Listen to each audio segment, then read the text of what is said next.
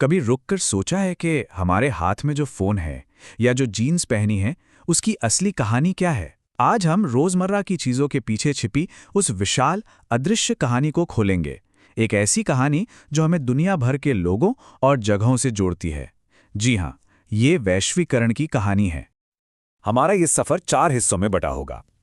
पहले हम देखेंगे बड़ा बदलाव, फिर समझेंगे वैश्विक खेल के नियम, इसके बाद सामना करेंगे अंतिम चुनौती का और आखिर में पहुंचेंगे निष्कर्ष पर। तो चलिए शुरू करते हैं।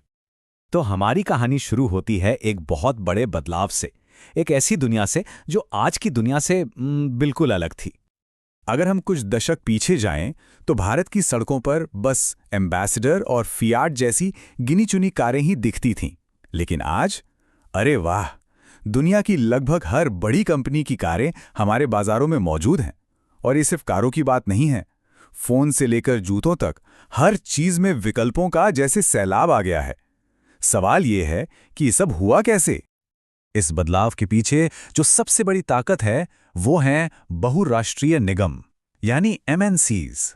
ये वो कंपनियां हैं जो अपना काम सिर्फ एक देश तक नहीं रखती, बल्कि पूरी दुनिया को अपना मैदान मानती हैं।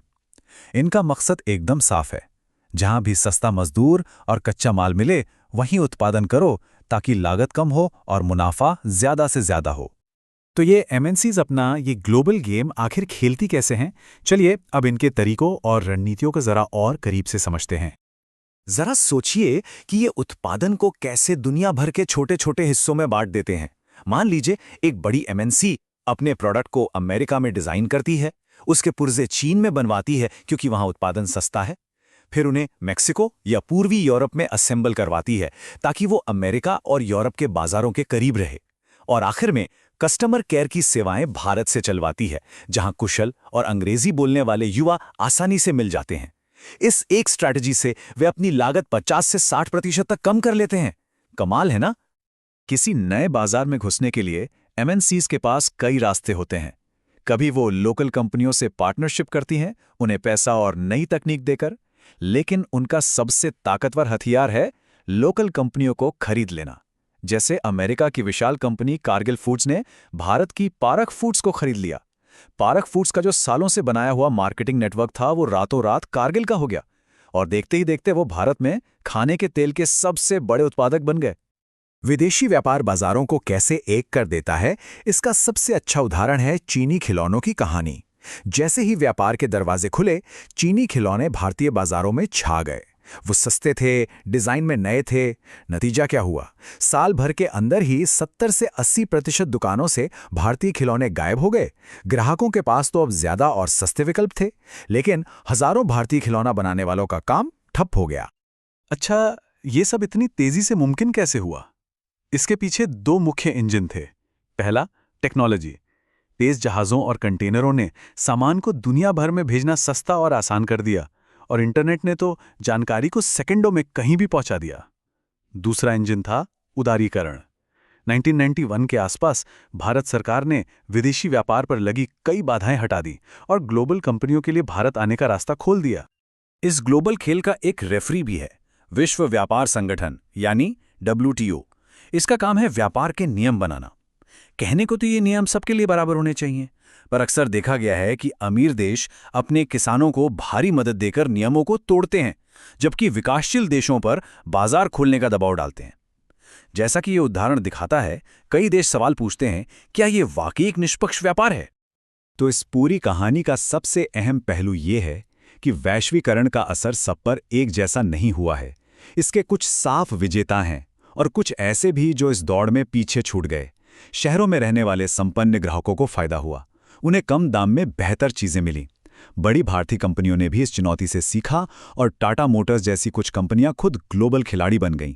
लेकिन रवि जैसे छोटे उत्पादकों का काम सस्ते विदेशी माल के सामने टिक नहीं पाया, और सुशीला जैसे मजदूरों के लिए नौकरियां पहले से ज्यादा असुरक्षित और अस्थायी हो गईं। हमने कहानी के मुख्य किरदारों और घटनाओं को समझ लिया है। अब वक्त है अपनी समझ को परखने का और कुछ जरूरी सवालों के जवाब खोजने का। तो पहला सवाल, विदेशी व्यापार अलग अलग देशों के बाजारों को आपस में जोड़ कैसे देता है?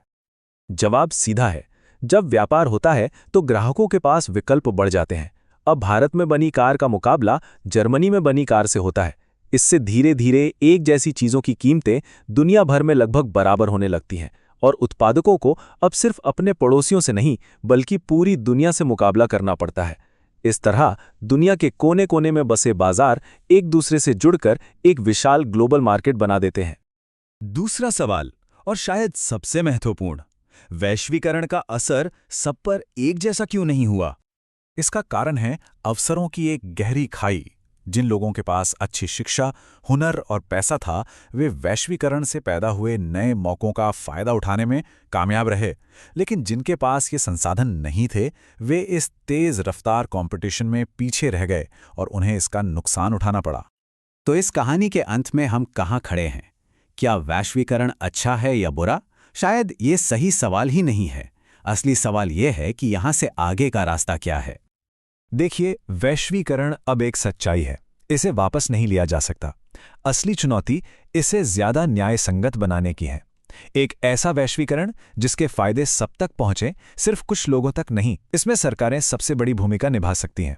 वो मजदूरों के अधिकारों की रक्षा कर सकती हैं, छोटे उत्पादकों को खड़ा होने में मदद कर सकती हैं और WTO जैसे मंचों पर सबके लिए बराबर नियमों की लड़ाई लड़ सकती हैं। तो अगली बार जब कोई चीज खरीदें तो एक पल के लिए रुककर सोचिएगा, उस एक चीज के पीछे एक डिजाइनर, एक फैक्ट्री मजदूर, एक शिपिंग क्रू और न जाने कितने लोगों की एक जटिल वैश्विक कहानी जुड़ी है। हर उत्पाद एक मानवीय कहानी है। सवाल यह है कि हम और आप किस कहानी का हिस्सा बन रहे हैं।